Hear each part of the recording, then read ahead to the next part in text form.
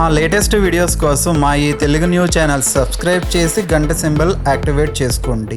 రేపు మొదటి కార్తీక సోమవారం, పరమ పవిత్రమైన రోజు. ఈ కార్తీక సోమవారం రోజున మీరు ఏం చేసినా చేయకపోయినా సాయంత్రం 6:30 నుండి 7:30 మధ్యలో ఇది వేసి దీపం పెడితే కోటి జన్మల పుణ్యం వస్తుంది. తద్వారా కోటీశ్వరులుగా మారిపోతారు. కార్తీక సోమవారం ఇది వేసి దీపం పెట్టడం వల్ల మీకు ఉన్న అన్ని సమస్యలు దూరమైపోతాయి. ఆదాయం పెరుగుతుంది, కష్టాలు తొలగిపోతాయి మరియు శివ అనుగ్రహం కలుగుతుంది. ఇది వేసి దీపం పెడితే మీకు పట్టిన దరిద్రమంతా కూడా పోయి మీ జీవితం మారిపోతుంది. సాధారణంగా కార్తీక సోమవారం ఇంటిలో లేదా గుడిలో దీపం వెలిగిస్తూ ఉంటాము. అలా దీపం వెలిగించాక ఆ ప్రమిదలో ఇప్పుడు మనం చెప్పుకోబోయే కొన్ని వస్తువులు వేస్తే మీకు కోటి జన్మల పుణ్యం వస్తుంది. గ్రహదోషాలు, శత్రుబాధల నుండి విముక్తి కలుగుతుంది. కార్తీక సోమవారం నాడు వెలిగించే దీపం వల్ల మీకు చాలా ప్రయోజనాలు కలుగుతాయి. మీ జీవితంలో ఉన్న దురదృష్టాన్ని తొలగించుకోవడానికి దీపం వెలిగిస్తే మీకు ఉన్న దురదృష్టం అదృష్టంగా మారుతుంది. మనం ప్రతిరోజు ఇంటిలో పెట్టే దీపాలు ఒక ఎత్తు అయితే కార్తీక సోమవారాల నాడు పెట్టే దీపాలు ఒక ఎత్తు. మరి రేపు కార్తీక సోమవారం రోజు ఏం వేసి దీపం పెట్టాలో ఇప్పుడు మనం ఈ వీడియోలో వివరంగా తెలుసుకుందాము. అంతకన్నా ముందు మా వీడియో నచ్చితే లైక్ చేసి షేర్ చేయండి. అలాగే మా ఛానల్ని కూడా సబ్స్క్రైబ్ చేసుకొని మాకు సపోర్ట్ చేయండి. అలాగే ఓం నమః శివాయ అని కామెంట్ చేయండి. ఇక వీడియోలోకి వస్తే, దీపం ప్రాణానికి ప్రతీక. జీవాత్మకే కాదు పరమాత్మకు ప్రతిరూపం. అందుకే దేవుడికి పూజ చేసేటప్పుడు ముందుగా దీపం వెలిగిస్తారు. ఆ వెలిగించడాన్ని దీపారాధన అంటారు. దేవుడిని ఆరాధించడానికన్నా ముందు ఆ దేవుడికి ప్రతిరూపమైన దీపాన్ని ఆరాధించుతున్నామన్నమాట. ముందు దీపం వెలిగించటమే కాదు, షోడశోపచారాలలో ఇది ప్రధానమైనది. అన్ని ఉపచారాలు చేయలేకపోయినా ధూపము, దీపము, నైవేద్యం అయినా తప్పవు. దీపం దేవతల ముఖ్యమైన అగ్ని. అగ్ని వెనుకే దేవతలందరూ ఉంటారు. దీపం అంటే వెలుగు, కాంతి, జ్ఞానం, ఆశ, ప్రాణం. దీపం వెలిగించటం అంటే ప్రాణం పోయటమే.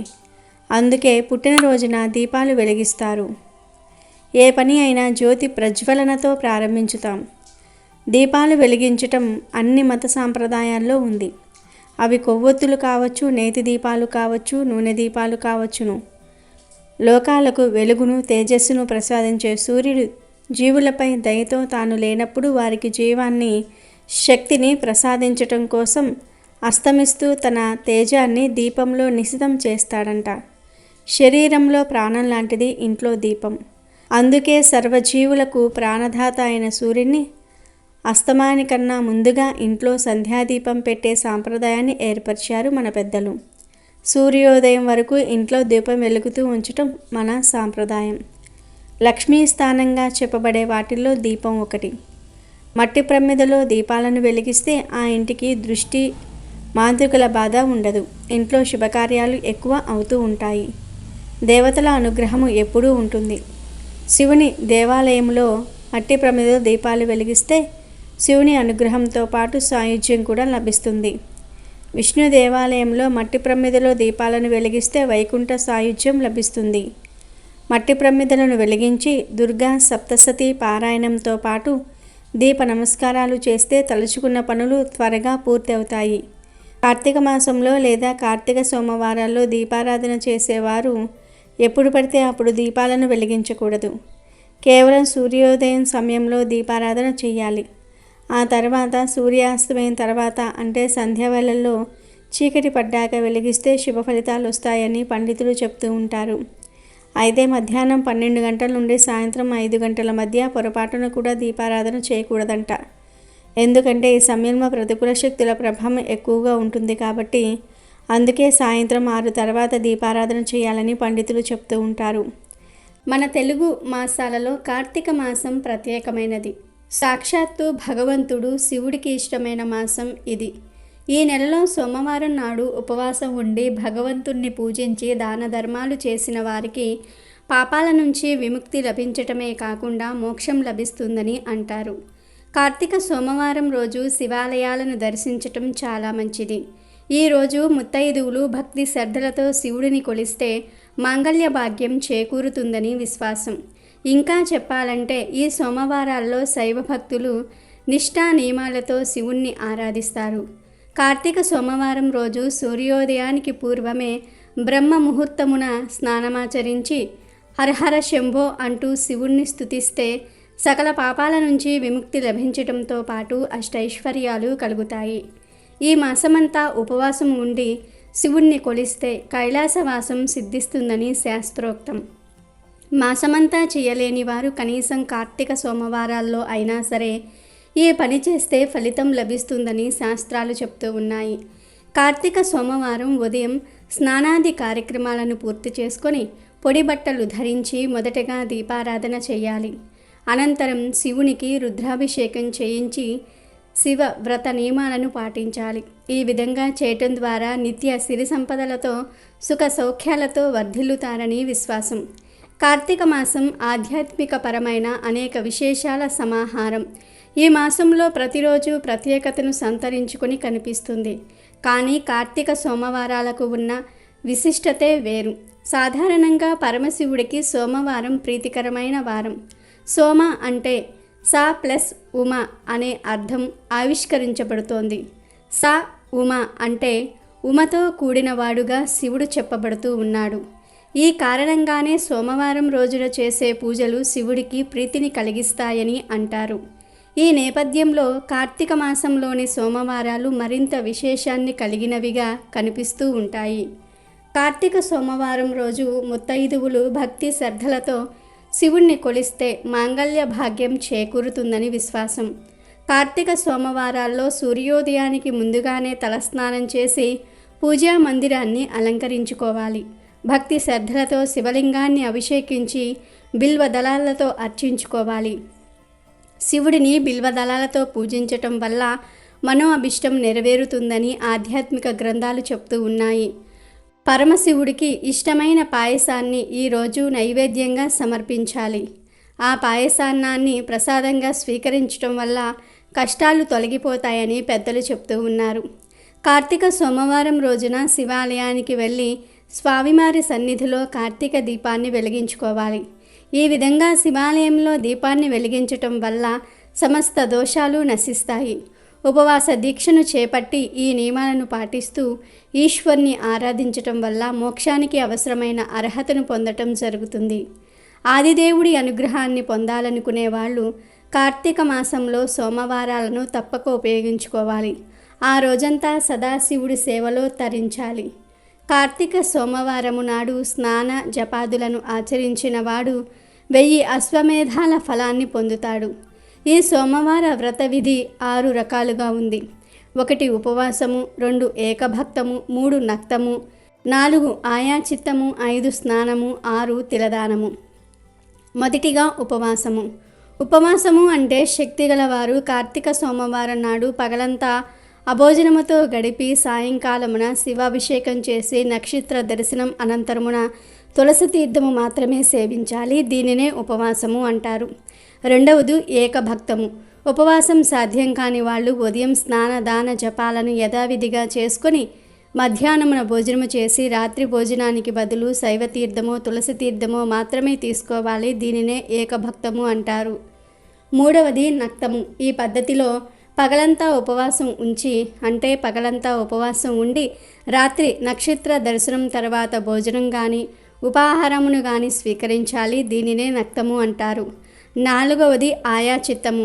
ఆయాచిత్తము అంటే భోజనానికై తాము ప్రయత్నించకుండా ఎవరికైనా సరే లేదా ఎవరైనా సరే వారికి వారుగా పిలిచి పెడితే మాత్రమే భోజనం చేయడాన్ని ఆయాచిత్తము అంటారు. ఐదవది స్నానము. ఇప్పుడు చెప్పిన ఏ పద్ధతిని కూడా పాటించే శక్తి లేని వాళ్ళు సముద్రక స్నాన జపాదులు చేసినప్పటికీ చాలును, ఫలితాన్ని పొందుతారు. ఇక ఆరవది తిలదానము. మంత్ర జప విధులు కూడా తెలియని వాళ్ళు కార్తీక సోమవారం నాడు నువ్వులను దానం చేసినా సరిపోతుంది. ఈ 6 పద్ధతులలో దేనిని ఆచరించినా కార్తీక సోమవార వ్రతం చేసినట్లే అవుతుంది. ఈ వ్రతాచరణము వలన అనాథలు, స్త్రీలు కూడా విష్ణు సాయుధ్యమును పొందుతారు. కార్తీక మాసంలో వచ్చే ప్రతి సోమవారము నాడు కూడా పగలు ఉపవసించి రాత్రి నక్షత్ర దర్శనం అయిన తర్వాత మాత్రమే భోజనం చేస్తూ ఆ రోజంతా భగవద్ధ్యానంలో గడిపే వాళ్ళు తప్పనిసరిగా శివ సాయుధ్యాన్ని పొందుతారు. కార్తీక సోమవారం రోజు ఇప్పుడు మనం చెప్పుకోబోయే విధంగా దీపం వెలిగిస్తే మీ ఆర్థిక సమస్యలు పోతాయి.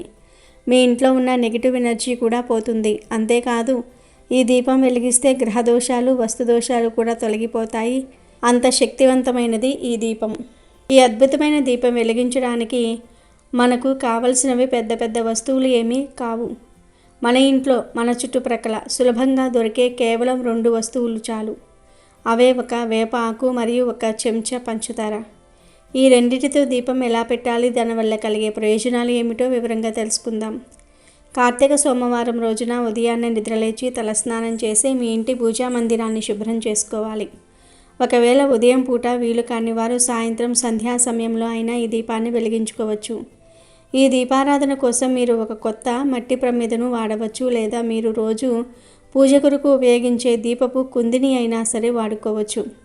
ఏది వాడినా దాన్ని శుభ్రంగా కడిగి పసుపు కుంకుమలతో అలంకరించుకోవాలి. ఇప్పుడు ఆ ప్రమిదలో నువ్వుల నూనె కానీ ఆవు నెయ్యి కానీ పోయండి. కార్తీక మాసంలో నువ్వుల నూనెతో దీపం పెట్టడం విశేషమైన ఫలితాలను ఇస్తుంది. నూనె పోసిన తర్వాత అందులో మీరు కొద్దిగా సిద్ధం చేసుకున్న ఒకే ఒక్క వేప ఆకును వేయండి. వేప ఆకు మన ఆరోగ్యానికి ఎంత మంచిదో అలాగే మన చుట్టూ ఉన్న చెడు శక్తిని, ప్రతికూల శక్తులను నాశనం చేయడానికి కూడా అంతే శక్తివంతంగా పనిచేస్తుంది. మన జీవితంలో ఉండే చేదు అనుభవాలకు, కష్టాలకు, అనారోగ్యాలకు వేప ఆకు ఒక ప్రతీక. ఆ వేప ఆకుతో పాటు ఒక చిన్న చెంచాడు పంచదారను కూడా ఆ నూనెలో వేయాలి. పంచదార తీపికి, సంతోషానికి, ఐశ్వర్యానికి చిహ్నం. మన జీవితంలోనికి మాధుర్యాన్ని, శుభాలను, ధనాన్ని ఆకర్షించే శక్తి పంచదారకు ఉంటుంది. ఇలా ప్రమిదలో నూనె, వేప ఆకు, పంచదార వేసిన తర్వాత అందులో 2 ఒత్తులు వేసి దీపాన్ని వెలిగించాలి. దీపం వెలిగిస్తున్నప్పుడు మనసులో ఓం నమఃశివాయ అనే పంచాక్షరి మంత్రాన్ని జపిస్తూ, ఓ పరమేశ్వర, నా జీవితంలో ఉన్న వేప ఆకు వంటి చేదు కష్టాలను, దరిద్రాన్ని, అనారోగ్యాలను తొలగించి పంచదార వంటి తీపి సంతోషాలను, అష్టైశ్వర్యాలను, సుఖ సంతోషాలను ప్రసాదించు తండ్రి అని మనసారా వేడుకోవాలి. ఇలా వెలిగించిన దీపం ముందు కాసేపు కూర్చొని మీ మనసులోని కోరికలను, మీకు ఉన్న ఆర్థిక సమస్యలను ఆ పరమశివుడికి చెప్పుకోండి. ఆయన తప్పకుండా మీ మొర ఆలకిస్తాడు. ఆ తర్వాత శివుడికి పండును నైవేద్యంగా పెట్టాలి. ఇలా చేస్తే మీకు 1,000 జన్మల పుణ్యం కలుగుతుంది. మీ జీవితం అద్భుతంగా మారిపోతుంది. ఈ విధంగా వేప ఆకు, పంచదార వేసి దీపం వెలిగించడం వెనుక ఉన్న అంతరార్థం ఇదే. మన జీవితంలోని చేదును తొలగించి తీపిని ప్రసాదించమని ఆ భగవంతుణ్ణి కోరటం. ముఖ్యంగా కార్తీక సోమవారం నాడు ఈ చిన్న పరిహారం చేయటం వల్ల ఆ భోలాశంకరుడు వెంటనే ప్రసన్నుడవుతాడు. మీ ఇంట్లో ఉన్న దరిద్ర దేవతను బయటకు పంపి లక్ష్మీదేవిని మీ ఇంట్లో స్థిరంగా ఉండేలాగా అనుగ్రహిస్తాడు. మీ ఆర్థిక కష్టాలన్నీ తొలగిపోయి ధనానికి లోటు లేకుండా చేస్తాడు. ఈ పరిహారం చేయడానికి పెద్దగా ఖర్చు కూడా ఉండదు. కావాల్సిందల్లా భక్తి, నమ్మకం మాత్రమే. కాబట్టి రేపటి కార్తీక సోమవారం నాడు ఈ అద్భుతమైన దీపాన్ని వెలిగించి ఆ ఈశ్వరుడి కరుణా కటాక్షాలను పొంది మీ జీవితాన్ని ఐశ్వర్యమయం చేసుకోండి. మరి ప్రతి ఒక్కరూ కూడా రేపు కార్తీక సోమవారం దీపం వెలిగించి వీటిని అందులో వేసి ఆర్థిక పరంగా వృద్ధి చెందండి. మీకు ఉన్న దోషాలను తొలగించుకుని ఆనందంగా జీవించండి. కార్తీక మాసంలో ఒకసారి ఈ కథ వింటే చాలు పేదరికం పోతుంది, వద్దన్న ఐశ్వర్యం వస్తుంది, సకల పాపాలు పోతాయి, అన్ని రకాల కష్టాలు, సమస్యలు, బాధలు పోతాయి. ఆ పరమేశ్వరుడి అనుగ్రహం కలుగుతుంది, పేదరికం తొలగిపోతుంది, పాపాలన్నీ పోతాయి. 1,000 జన్మల పుణ్యంతో మీరు అపర కుబేరులుగా మారిపోతారు. పట్టిందల్లా బంగారంలాగా మారిపోతుంది. ఇక మీకు అన్ని శుభాలే జరుగుతాయి. ఫ్రెండ్స్, ఈ కథను చివరి వరకు వినాలి. మధ్యలోనే ఆపేస్తే ఎటువంటి ఫలితం రాదు. కనుక శ్రద్ధగా చివరి వరకు చూడండి. అలాగే వీడియో చూసే ముందు కామెంట్ బాక్స్లో హరహర మహాదేవ శంభో శంకర అని కామెంట్ చేయండి. ఈ వీడియోకి ఒక లైక్ కొట్టి మా ఛానల్ని కూడా సబ్స్క్రైబ్ చేసుకొని మాకు సపోర్ట్ చేయండి. అనగనగా శివపురం అనే ఒక అందమైన గ్రామం ఉండేది. ఆ గ్రామం పేరుకు తగ్గట్టుగానే ఊరి మధ్యలో ఒక పురాతన శివాలయం ఉండేది. ఆ ఆలయ ప్రాంగణంలో ఒక పెద్ద బిల్వ వృక్షం ఉండేది. దాని కొమ్మలు ఆకాశాన్ని అంటుతున్నాయా అన్నట్టుగా విశాలంగా వ్యాపించి గుడికి వచ్చే భక్తులకు నీడనిస్తూ ఉండేవి. ఆ చెట్టు మీద ఎన్నో పక్షులు గూడు కట్టుకుని నివసించేవి. వాటిల్లో చిట్టి అనే ఒక చిన్న పిచ్చుక కూడా ఉంది. చిట్టి చాలా చిన్నది, సున్నితమైనది. దాని ప్రపంచం ఆ బిల్వవృక్షం, ఆ శివాలయం మాత్రమే. ప్రతిరోజు ఉదయాన్నే ఆలయ గంటల శబ్దానికి నిద్రలేవటం, పూజారి చదివే మంత్రాలను వినటం, భక్తులు శివుడికి సమర్పించే పూలను పండ్లను చూడటం దానికి అలవాటు. ఆ గ్రామంలో గౌరీ అనే ఒక అమ్మాయి ఉండేది. ఆమెది చాలా పేద కుటుంబం, కానీ మనసు మాత్రం చాలా గొప్పది.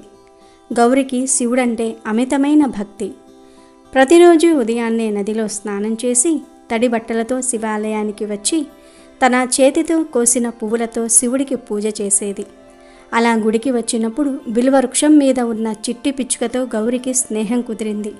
ఆమె దానికి గింజలు వేసేది, తన బాధలను సంతోషాలను పంచుకునేది. ఆ పిచ్చుకకు కూడా గౌరీ అంటే చాలా ఇష్టం. ఆమె గుడికి రాగానే తన గూటిలో నుండి కిలకిలమంటూ అరిచి తన సంతోషాన్ని వ్యక్తపరిచేది. కొద్ది రోజులకు పవిత్రమైన కార్తీక మాసం ప్రవేశించింది. శివపురం గ్రామం మొత్తం భక్తి శ్రద్ధలతో నిండిపోయింది. ప్రతి ఇల్లు దీపకాంతులతో వెలిగిపోతోంది. ఉదయాన్నే ప్రజలు నదీ స్నానాలు ఆచరించి శివాలయానికి తండోపతండాలుగా రావటం మొదలుపెట్టారు. ఉపవాసాలు, జాగరణలు, దీపారాధనలతో ఆ గ్రామంలో పండుగ వాతావరణం నెలకొంది. గౌరీ కూడా కార్తీక మాస వ్రతాన్ని అత్యంత శ్రద్ధతో ప్రారంభించింది. ఇదంతా తన గూటిలో నుంచి గమనిస్తున్న చిట్టి పిచ్చుక మనసులో కూడా ఒక కోరిక పుట్టింది. ఆహా, ఈ మనుషులు ఎంత అదృష్టవంతులు! వారికి చేతులు ఉన్నాయి కాబట్టి గంగ నుండి నీళ్లు తెచ్చి శివుడికి అభిషేకం చేస్తారు, పువ్వులు కోసి పూజ చేస్తూ ఉంటారు, దీపాలు వెలిగించి తమ భక్తిని చాటుకుంటున్నారు. కానీ నేనొక చిన్న పిచ్చుకను, నాకు ఈ శరీరం సహకరించదు. నేను స్వామివారికి ఎలా పూజ చేయగలను? నా చిన్ని ముక్కుతో నీళ్లు తేలేను, రెక్కలతో పువ్వులు మొయ్యలేను, కనీసం ఒక్క దీపమైనా వెలిగించగలనా అని ఎంతో మదనపడింది. దాని హృదయం దుఃఖంతో నిండిపోయింది. ఆ రోజంతా అది ఆహారం ముట్టలేదు. మరుసటి రోజు గౌరీ ఇంటికి వచ్చింది. ఎప్పటిలాగే చిట్టి కోసం చూసింది. చిట్టి దిగులుగా ఒక కొమ్మ మీద కూర్చొని ఉండటం గమనించింది. గౌరీ దాని దగ్గరకు వెళ్ళి, ఏమైంది చిట్టి, ఎందుకిలా విచారంగా ఉన్నావు? నేను తెచ్చిన గింజలు కూడా తినటం లేదేంటి అని ప్రేమగా అడిగింది. చిట్టి తన భాషలో ఏదో చెప్పాలని ప్రయత్నించింది. గౌరికి దాని బాధ అర్థమైనట్టు అనిపించింది. ఓహో, అందరిలాగే నువ్వు కూడా శివయ్యకు పూజ చేయలేకపోతున్నానని బాధపడుతున్నావా? పిచ్చిదానా, భగవంతుడికి మన ఆడంబరాలు, ఆర్భాటాలు అవసరం లేదు. మనసులో స్వచ్ఛమైన భక్తి ఉంటే చాలు. నువ్వు రోజు శివశివ అని స్మరించుకో, అదే 10,000 అని చెప్పి తన పూజకు వెళ్ళిపోయింది. గౌరీ మాటలు చిట్టికి ఎంతో ధైర్యాన్నిచ్చాయి. నిజమే కదా, నా శరీరం సహకరించకపోతేనే నా మనస్సుతో స్వామిని ఆరాధించగలను కదా అనుకుంది. ఈ మనుషులు ఉపవాసాలు చేస్తూ ఉన్నారు, నేను చేయగలను. అవును, రాబోయే కార్తీక సోమవారం నాడు నేను సంపూర్ణ ఉపవాసం ఉండి రోజంతా శివనామ స్మరణతో గడుపుతాను. ఇదే నేను స్వామికి సమర్పించే పూజ అని గట్టిగా నిశ్చయించుకుంది. ఆ నిర్ణయం తీసుకున్నప్పటి నుండి దాని మనసులో చెప్పలేని ఆనందం, ప్రశాంతత నెలకొన్నాయి. అయితే గౌరీ జీవితంలో ఒక పెద్ద కష్టం ఉంది. ఆమె తండ్రి ఊరిలోని గరుడయ్య అనే వడ్డీ వ్యాపారి దగ్గర అప్పు చేశాడు. ఆ గరుడయ్య చాలా క్రూరుడు. అసలు కంటే ఎక్కువ వడ్డీలు వేసి ప్రజలను పీడించేవాడు. గౌరీ తండ్రి అప్పు తీర్చలేకపోవటంతో ఉన్న ఒక్క పొలాన్ని తన పేరున రాయించుకోవాలని గరుడయ్య ఒత్తిడి చేస్తున్నాడు. ఈ కార్తీక మాసం ముగిసేలోగా అప్పు తీర్చకపోతే మీ పొలం నాదే అని బెదిరించాడు. ఆ పొలం పోతే వారి కుటుంబం వీధిన పడుతుంది. గౌరీ తన పూజలో శివుడిని తన కష్టాలు తీర్చమని వేడుకునేది. ఈ విషయాన్ని తన స్నేహితురాలైన చిట్టితో కూడా చెప్పుకుని బాధపడేది. చిట్టి, మా పొలం పోతే మేము ఈ ఊరి విడిచి వెళ్ళిపోవాలి. అప్పుడు నిన్ను, ఈ శివయ్యను వదిలి ఎలా ఉండాలి అని కన్నీళ్లు పెట్టుకునేది. చిట్టికి ఆమె బాధ చూసి గుండె తరుక్కుపోయేది. చివరికి కార్తీక మాసంలో మొదటి సోమవారం వచ్చింది. చిట్టి తెల్లవారుజామునే నిద్రలేచి గూటిలోనే కళ్ళు మూసుకొని ఓం నమః శివాయ, ఓం నమః శివాయ, ఓం నమః శివాయ అని మనసులో జపించటం మొదలుపెట్టింది. పచ్చి గడ్డి పరక కూడా ముట్టకూడదని, కనీసం నీటి చుక్క కూడా తాగకూడదని దృఢంగా సంకల్పించుకుంది. గౌరి కూడా ఉపవాసం ఉండి నదీ స్నానం చేసి శివాలయానికి వచ్చింది. శివుడికి పూజ చేసి దీపం వెలిగించి తన కుటుంబ కష్టాలు తీర్చమని మనసులోనే ప్రార్థించింది. ఆమె కళ్ళు చిట్టి కోసం వెతికాయి. కానీ చిట్టి తన గూటి నుండి బయటకు రాలేదు. అది తన సంకల్పాన్ని నిలబెట్టుకోవడానికి తీవ్రమైన దీక్షతో ఉంది. రోజంతా గడిచింది. చిట్టి పిచ్చుక నీరసించిపోయింది. అయినా దాని మనస్సు మాత్రం శివనామం నుండి పక్కకు వెళ్ళలేదు. సాయంత్రం అయ్యేసరికి వాతావరణం ఒక్కసారిగా మారిపోయింది. ఆకాశం నల్లటి మేఘాలతో కమ్ముకుపోయింది. ఉరుములు మెరుపులతో కూడిన భారీ వర్షం మొదలయ్యింది. దానికి తోడు ఈదురుగాలులు, ఎముకలు కొరికే చలి. చిట్టి ఉన్న గూడు పూర్తిగా తడిచిపోయింది. పైగా కార్తీక మాసం కావటంతో బాగా చలిగా ఉంది. ఆకలి నీరసంతో ఉన్న ఆ చిన్న ప్రాణి చలికి తట్టుకోలేక వణికిపోసాగింది. దాని శరీరం క్రమంగా చల్లబడుతోంది. కానీ దాని ధ్యాస మాత్రం శివుడి మీదే ఉంది. ఆలయంలో సాయంకాల హారతి గంటలు మ్రోగుతున్నాయి. ఆ గంటల శబ్దం వింటూ శివుడి నామాన్ని, రూపాన్ని మనసులో తలుసుకుంటూ చిట్టి తన చిన్ని ప్రాణాలను విడిచింది. చిట్టి పిచుక ప్రాణం విడిచిన ఆ క్షణంలోనే ఒక అద్భుతం జరిగింది. దాని శరీరం నుండి ఒక దివ్యమైన కాంతిపుంజం బయలుదేరి నేరుగా ఆలయంలోని శివలింగంలోనికి వెళ్ళి కలిసిపోయింది. ఆ పిచుక తన స్వచ్ఛమైన భక్తితో శివ సాయుధ్యాన్ని పొందింది. అదే సమయంలో తన ఇంట్లో కూర్చుని డబ్బు లెక్క పెట్టుకుంటున్న క్రూరుడైన గరుడయ్య ఇంటి మీద పిడుగుపడింది. ఆ పిడుగుపాటుకు ఇల్లు అగ్నికి ఆహుతయింది. ఆ మంటల్లో అతను అక్రమంగా రాసుకున్న వడ్డీ లేఖల పుస్తకాలన్నీ బూడిదైపోయాయి. గౌరీ తండ్రితో సహా ఎందరో గ్రామస్తుల రుణపత్రాలు కాలిపోయాయి. ఆ భయానక సంఘటనతో గరుడయ్యకు జ్ఞానోదయం కలిగింది. తన పాపమే ఈ రూపంలో వచ్చిందని గ్రహించాడు. ప్రాణభయంతో వర్షంలోనే పరిగెత్తుకుంటూ శివాలయానికి వచ్చి శివలింగ పాదాల మీద పడి క్షమించమని వేడుకున్నాడు. గ్రామస్తులందరి రుణాలు మాఫీ చేస్తున్నానని ప్రకటించాడు. ఆ వార్త విని గౌరీ కుటుంబం ఆనందానికి అవధులు లేకుండా పోయాయి. తమ కష్టం శివుడి దయవల్లనే తీరిందని వారు సంతోషించారు. మరుసటి రోజు ఉదయం వర్షం వెలిసింది. గౌరీ తన స్నేహితురాలిని చూడడానికి బిల్వవృక్షం దగ్గరకు వచ్చింది. గూటిలో కదలకుండా పడి ఉన్న చిట్టిని చూసి ఆమె గుండె పగిలింది. దాని నిర్జీవమైన శరీరాన్ని చేతుల్లోనికి తీసుకుని ఎంతో ఏడ్చింది. తన స్నేహితురాలు భక్తితో ప్రాణత్యాగం చేసిందని ఆమెకు అర్థమయ్యింది. చిట్టి ముఖంలో చెప్పలేని ప్రశాంతత కనిపించింది. ఆమె ఆ పిచ్చుక దేహాన్ని ఆ చెట్టు కిందే సమాధి చేసి ఒక పువ్వును పెట్టి నివాళి అర్పించింది. జరిగిన విషయం తెలుసుకున్న ఆలయ పూజారి గౌరీ దగ్గరకు వచ్చి, అమ్మా ఏడవకు, నీ స్నేహితురాలు సామాన్యమైన పిచ్చుక కాదు. దాని చిన్ని శరీరంలో ఉన్న స్వచ్ఛమైన భక్తి ఎందరో చేసే ఆడంబరమైన పూజల కన్నా గొప్పది. కార్తీక సోమవారం నాడు ఉపవాసం ఉండి ప్రాణాలను సైతం లెక్క చేయకుండా శివుడిని ధ్యానించింది. అందుకే ఆ చిన్ని జీవికి శివ సాయుధ్యం లభించింది. దాని పుణ్యం వల్లే నీ కుటుంబ కష్టాలు, ఈ ఊరి ప్రజల కష్టాలు కూడా తీరాయి. రూపం ముఖ్యం కాదు, హృదయంలోని భక్తి మాత్రమే ముఖ్యమని ఆ పిచ్చుక నిరూపించింది. ఇంతటి నిష్కల్మషమైన భక్తి, స్నేహం వృధా పోవు. శివుడి దయవలన మీరు మరుజన్మలో కూడా కలిసే ఉంటారు అని చెప్పి ఆమెను ఓదార్చారు. పూజారి మాటలతో గౌరికి మనశ్శాంతి లభించింది. ఆమె తన జీవితాంతం శివభక్తితో గడిపి ఎంతో పుణ్యం సంపాదించుకుంది. కాలచక్రం తిరిగింది. కొన్ని సంవత్సరాల తర్వాత ఆ పిచుక పక్కనే ఉన్న కాశీపుర రాజ్యంలో రాజుగారికి ఒక కుమారుడిగా జన్మించింది. అతనికి శివదత్తుడు అని పేరు పెట్టారు. ఆ రాజకుమారుడు చిన్నప్పటి నుండి అపారమైన శివభక్తితో పెరిగాడు. కారణం తెలియకుండానే అతనికి పిచ్చుకలంటే అమితమైన ప్రేమ. తన ఉద్యానవనంలో ప్రత్యేకంగా పిచ్చుకల కోసం గూళ్ళు కట్టించి వాటికి ఆహారం అందించేవాడు. అదే సమయంలో పొరుగున ఉన్న గౌరీపుర రాజ్యంలో గౌరీ ఒక రాజకుమారిగా జన్మించింది. ఆమెకు పార్వతి అని నామకరణం చేశారు. ఆమె కూడా చిన్నతనం నుండే శివభక్తురాలిగా ప్రసిద్ధి చెందింది. ఆమె మనసులో ఎప్పుడూ శివపురం అనే ఊరు, అక్కడి బిల్వ వృక్షం, తన కోసం ఎదురుచూసే ఒక స్నేహితురాలు ఉన్నట్టుగా అనిపించేది. శివదత్తుడు పార్వతి యవ్వనంలోనికి అడుగుపెట్టారు. ఇది వారిని కలిపింది. ఇరు రాజ్యాల పెద్దలు వారి వివాహాన్ని నిశ్చయించారు. తొలిసారి ఒకరినొకరు చూసుకున్నప్పుడు వారిద్దరికీ ఎన్నో జన్మల బంధం ఉన్నట్టుగా అనిపించింది. వివాహం తర్వాత వారు అన్యోన్య దంపతులుగా ఆదర్శ రాజు రాణిగా పేరు తెచ్చుకున్నారు. ఒక కార్తీక పౌర్ణమి నాడు వారు శివపురం గ్రామంలోని పురాతన శివాలయాన్ని సందర్శించుకోవడానికి వచ్చారు. ఆలయ ప్రాంగణంలోని బిల్వ వృక్షాన్ని చూడగానే వారిద్దరికీ ఒక్కసారిగా తమ పూర్వజన్మ స్మృతులు గుర్తుకు వచ్చాయి. తానే ఆనాడు ప్రాణత్యాగం చేసిన చిట్టి పిచ్చుకనని శివదత్తుడు, తానే దాని స్నేహితురాలైన గౌరినని పార్వతి గ్రహించుకున్నారు.